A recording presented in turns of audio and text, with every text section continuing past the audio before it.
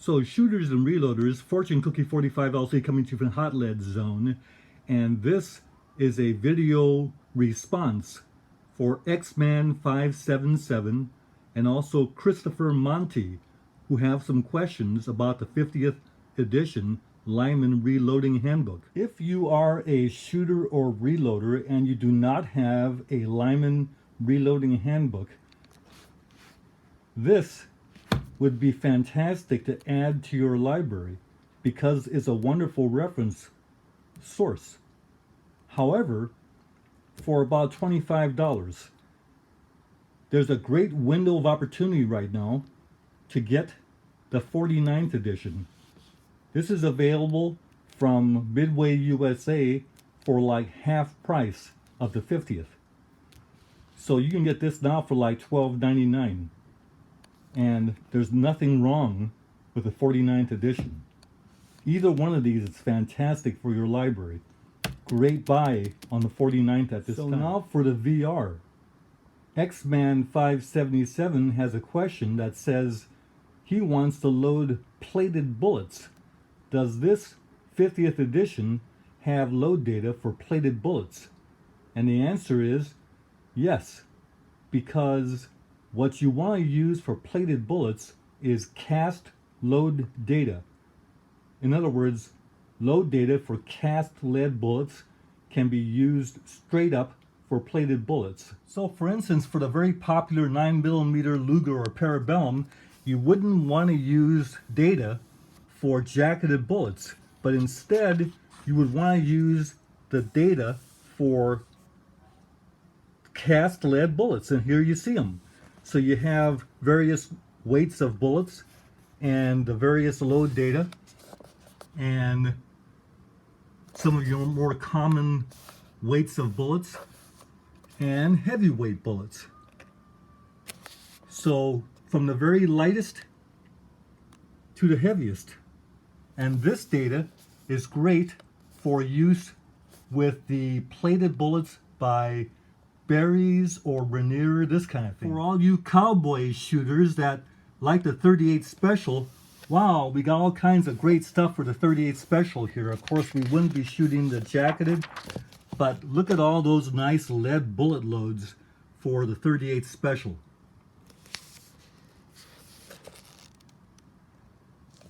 Just fantastic stuff.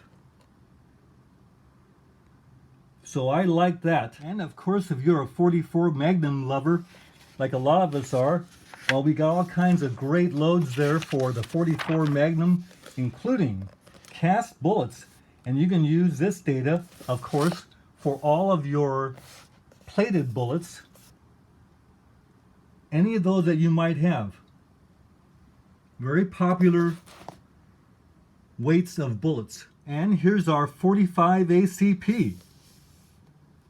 Can never go wrong with load data for a 45 ACP. And for the 45 Colt, you got all the popular sizes of bullet weights all right there at your fingertips.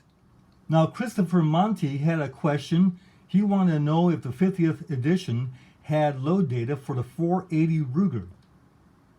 Now the 480 Ruger, of course, we know that one's a big bruiser. It's actually between the power of the 454 Casull and the 475 line ball, and uses a cut down 4570 case. It's a real powerful round that most people can still shoot well because of the weight of the guns.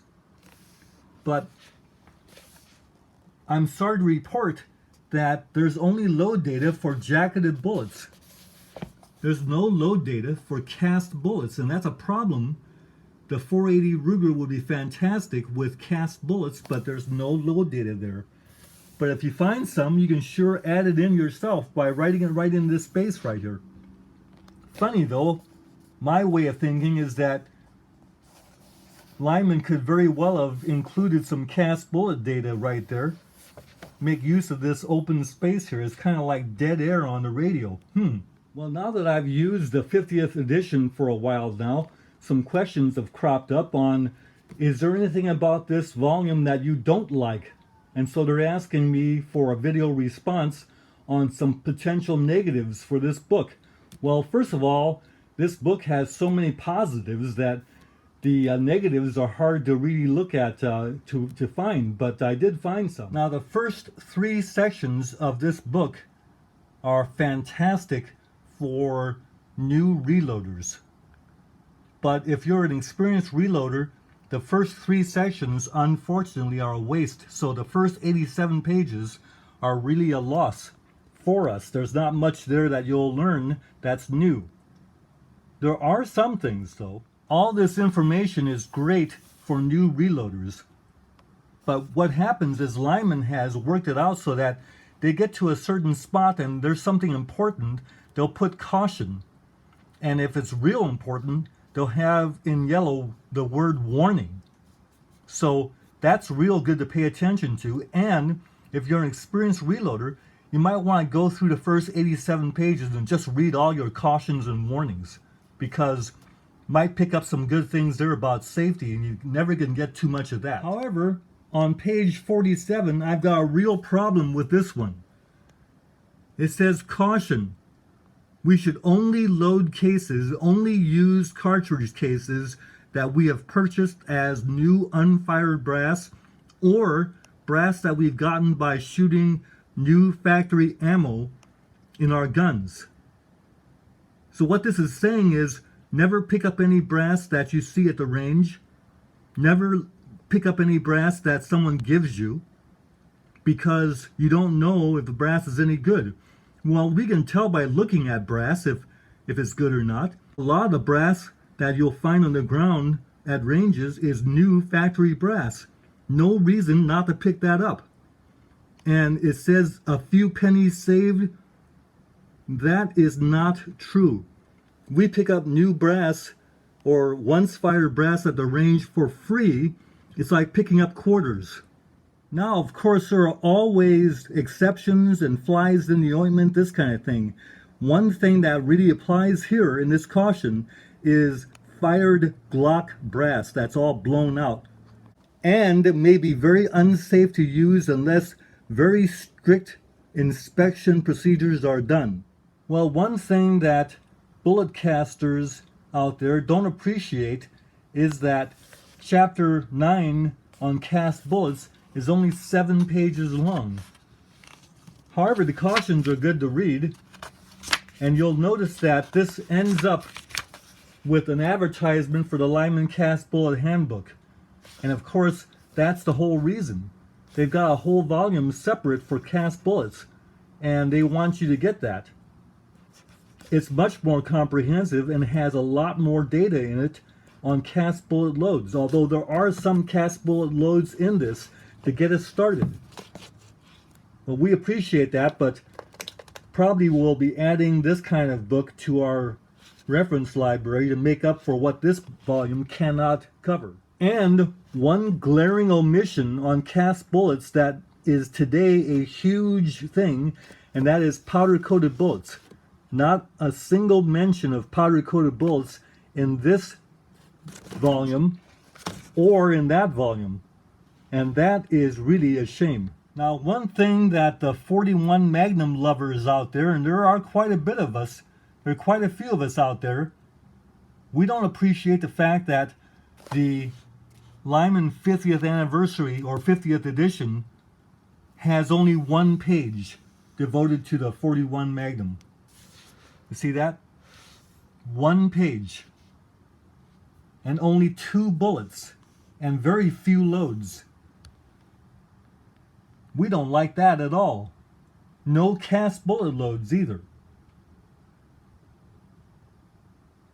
There ought to be a law against this. We should go to the legislature and get them all excited at another gun control law, and that gun control law is going to say that the 41 Remington Magnum needs to be given its just due. Now, this article on advanced case preparation techniques was a disappointment, because all it does is it says, well, we can do neck sizing and this kind of thing with bushing dies. But you can't expect one article that's as short as this one, there it is, it's the end of the article, to have enough of a coverage on this very important issue, topic. There it is, it's done. 5 pages on advanced case preparation techniques. You can't get it done in 5 or 6 pages. And I thought this was going to be a very interesting article. What is ballistic coefficient? So there's the topic. What is a ballistic coefficient? How do you use it? In fact, the article starts off by saying, let's address the first question. What is a ballistic coefficient? Well, then it goes into the stuff that makes up a ballistic coefficient and what you can do with it, this kind of thing. But it never gives a definition as to what ballistic coefficient is. I kept looking for the answer to that question. It's not there. Well, we know what it is. Ballistic coefficient is a numerical expression of the way a projectile goes through a medium. That's fortune cookie telling you the definition. There's probably more to it than that, though. It has a lot of explanations involving things such as drag, and then sectional density, how it applies to ballistic coefficient, and then it actually gets right down to the very end there with a separate little article on how does sectional density affect performance in flight. Well, that's a big part of ballistic coefficient. So there wasn't much there either, but it's interesting reading. I mean, it's just not as useful as I thought. I guess it's just too simple to simply say if you use a bullet with a high ballistic coefficient, you'll have flatter trajectory, better retained velocity, and more hitting power at range.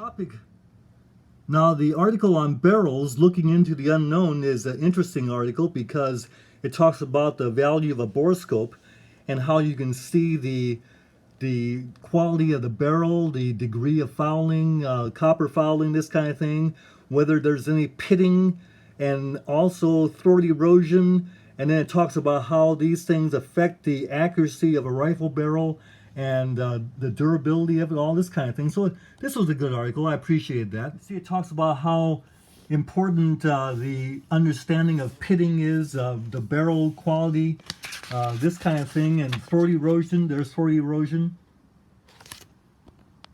Good article. Shooters and reloaders out there, this was not a negative review on the Lyman 50th edition. Rather, it's a positive review. I like this book, and I'm glad I have it.